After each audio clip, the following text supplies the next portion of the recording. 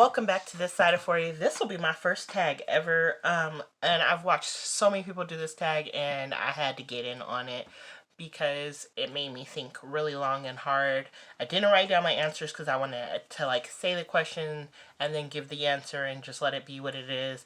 I do apologize that this will be a longer video. Grab yourself a drink and go ahead and settle on in. Now this is the Beauty Consumers tag. This was started by 90s Love Child, and the girl's name is Soraya. I watched a bunch of her videos. I've watched her for some years now, and she is such an honest, straightforward person, and I enjoy that about her. So if you've never watched her, go ahead and go over to her channel and watch. I'll leave the name of her channel in my description bar, just so that you can find her. So without further ado, let's get into it. Question number 1. How much do you spend on makeup a month, a year? Okay, so last year I did a low buy, and I basically last year only spent $50 every 3 months. However, closer to the holidays, because I was buying gifts for others, I spent a little bit more, but it wasn't for personal use, so that's that. Then question number 2, and I'm sorry if I keep looking down. Question number 2 is, do you feel guilty about how much you spend on makeup? In all honesty, no. And the reason why I don't feel guilty about how much I spend on makeup is because I really haven't ever went out and bought a lot of my own makeup. A lot of my makeup has been gifts from Ricky and the kids, or co-workers. Some of my clients give me makeup for gifts. So no, I don't feel guilty. However, I can admit that in the past, I wanted to purchase things here and there, and with my tips, that's how I purchased any of the makeup I purchased for myself. So I really don't feel guilty because I feel like I deserve that after standing up and talking to the public all day. Number 3, do you get FOMO related to makeup releases? Honestly, I don't. Okay, so I've only been on YouTube now for 2 years, and before that, I would watch other people put out their videos about makeup that was being released or dropped or whatever, and maybe because I work in the beauty industry, I wait to see how many times they actually use a product. I remember when Anastasia of Beverly Hills started out being a big deal, and I remember all the YouTubers would be putting out videos on them, and then after a while it was they were putting up videos every month on a new palette, and I was just but what about that palette you got last time? And because they weren't showing the same palette over and over again, me as a person who works in the beauty industry, I was not interested. Now, Juvia's Place, when she first dropped, I remember there were certain YouTubers, smaller YouTubers, and they would use the same palette for several different looks, and months down the road they were still using that same palette. So that's what made me want Juvia's Place. So that's that. Do you purchase or keep items simply because they are limited editions? I don't own any limited edition anything. And would I purchase any limited edition things? No, like I said before, if it's something that people don't share over and over again, because usually I want to know how good a product is, and to me, if a person only shares it once or twice on their channel, then it probably isn't that great.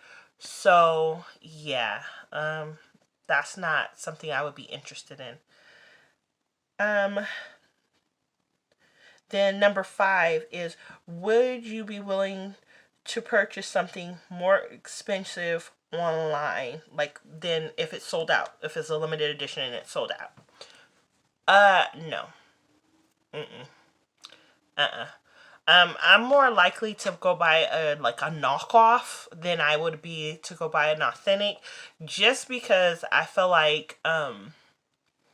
limited edition items are limited edition, so that means they crank out such a small amount, and I don't know how good the quality is on a limited edition because they only do such a small amount, and you never hear about those things over time. And I know a lot of YouTubers don't share them because like nobody else can go and get them. However, yeah, no.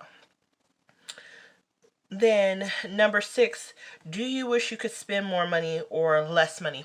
Okay, honestly, at one point I felt like I wish I would have spent more money on makeup, but reality, now I'm trying to hone in my collection. Like, I want the perfect face. Like, right now I feel like my foundation looks amazing. I feel my eyebrows are getting better. I don't feel like they're perfect because mine are sisters, definitely not twins. Um, and my eyeshadow looks are starting to get, to me, a lot more polished. So yeah, I would like to spend more money on higher end items, but I would like to have a more honed in collection, if that makes any sense. Like, I would like to have a full face just to have like 5 eyeshadow palettes, 2 highlighter palettes, and the full face without having to have so many items to pull together. I would like to just have one procured face, and I think I'm going towards the direction of minimalism with my makeup collection because I don't want to expand it. I want to get the perfect face and be able to repurchase the items over and over again that give me the perfect look, if that makes sense to anyone. Number 7, do you feel compelled to buy something when you see it on someone else's collection? Okay, in all honesty, when I first started watching YouTube, and I remember, Destiny Godly, Lyric Rochester, it was like a whole bunch of, they were small YouTubers. They were like micro YouTubers back in the day. And watching their videos, I wanted half of the stuff they had because they had it. Like Destiny Godly, I felt like we had similar undertones. So I really wanted to get the color correcting items she had. Lyric Rochester, I wanted to see Lyric's, I wanted to get some of the eyeshadow palettes, and she had this Landers, and I'll never forget, it was a Landers face primer. You could only buy it on YouTube because they didn't sell it here in the United States. I only sell it in Jamaica, and I got one, and it had a rose fragrance to it, and I really loved that product. However, the fragrance really bothered me, but other than that, it was amazing. My makeup stayed on all day. It didn't move, it didn't budge, and I use drugstore foundation, so for that, and I admit that I use the cheapest ones that you can find, so yeah, I did buy those things because of them. Number 8, do you buy more during the holidays? Yes and no. Yes, I buy more stuff for others during the holidays, but no, not so much of the holiday sets. I think last year I got the Rihanna like duo with the lip gloss and Hustler Baby highlight, but that was just because I had got a gift card, so that was like after Christmas. So no, not necessarily. Um, Number 9. Have you ever hidden your makeup purchases from family or friends? No. I'll be honest. No, I haven't done it because I used to do people's makeup for a living. Like that was part of what I did as far as me being a cosmetologist. Like I did hair, skin, nails, and makeup. So I used to buy makeup for that, so I never hid it. However, I can honestly say, like, for the most part, my friends and my family usually come to me for makeup. Like, if that makes sense, like, I am the flashiest thing in my box. Usually, my friends and my family don't wear as much makeup as I do. I'm always done up. Even if I'm just going to a barbecue, I always put on a full face, and that's just who I am. I enjoy like the little girly stuff, and so that's what I do. Number 10, do you have more than 10 products in your collection that you have not used in over a month? Yes. Yeah, I do. So when I first started like getting makeup and stuff, I would get like a new palette, and when I got a new palette, I would use that palette for like a week or two, and I was so in love, and then I moved on to the next one because I got a new one, and or a new lipstick. So yeah, when I got new stuff, I used my new stuff before I used my old stuff. Not necessarily because that's what you should do, but necessarily because that's what I've done. I do have palettes that are in my collection that I've never even used one time, and that's the reason why I'm doing a palette of the week this year, because I want to get reach and pull for all of my products in my collection. Number 11. Have you ever been pressured to purchase something you could not afford or didn't need? No. So up until like 9 years ago, I was a single mom. Like, Ricky and I got married and my financial situation changed. But before, like, I only bought inexpensive stuff because as a single mom, I couldn't afford a higher end brand. So I never felt pressured to buy the more expensive products. I seen other people with them, like YSL or even MAC. MAC to me is kind of pricey because $30 for a foundation, girl, bad. Not when you're a single mama. So I didn't think about buying high end brands. I liked the way they looked. I enjoyed seeing other people share them. However, they were never something that I wanted because it wasn't in my price point, and I just have taught myself like to stay realistic and humble to who I am and what I have.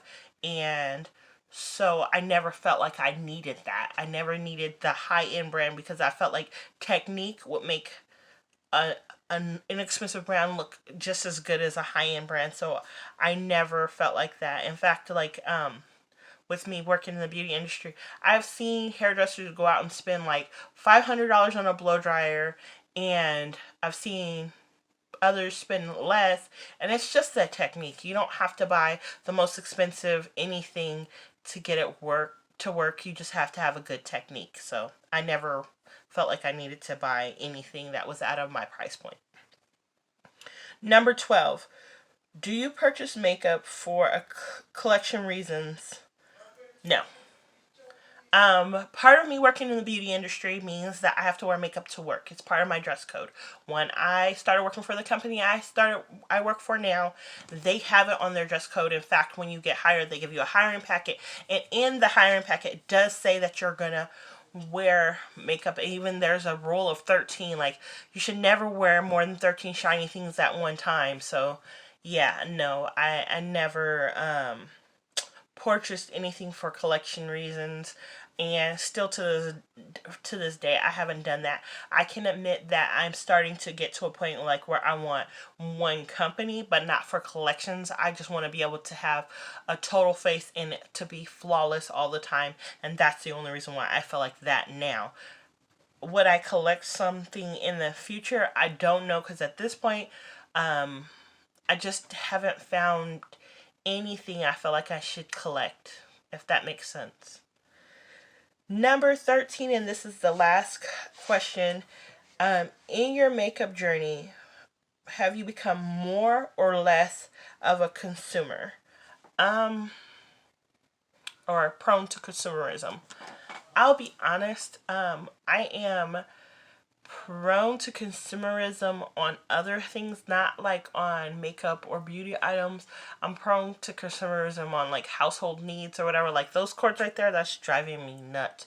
I gotta figure out a way to like disguise them, hide them, get the little pipe thing or whatever.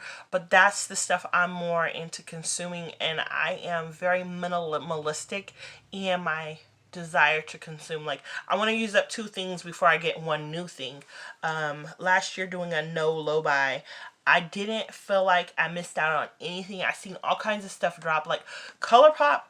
Girl, I have one ColourPop eyeshadow palette in my collection. When I got it, it was so small. I was like, this is kind of pricey compared to what I was spending before, because most of my eyeshadow palettes cost like $1 or less, like than $10, and to be spending that exorbitant amount for that little palette for me was a lot. So no, I think I spent $25 on one palette, and I was like, never again. So no, um, I can admit that my consumption of makeup has changed because I'm getting more expensive brands now that my kids are becoming grown, because financially I can afford to spend more on products.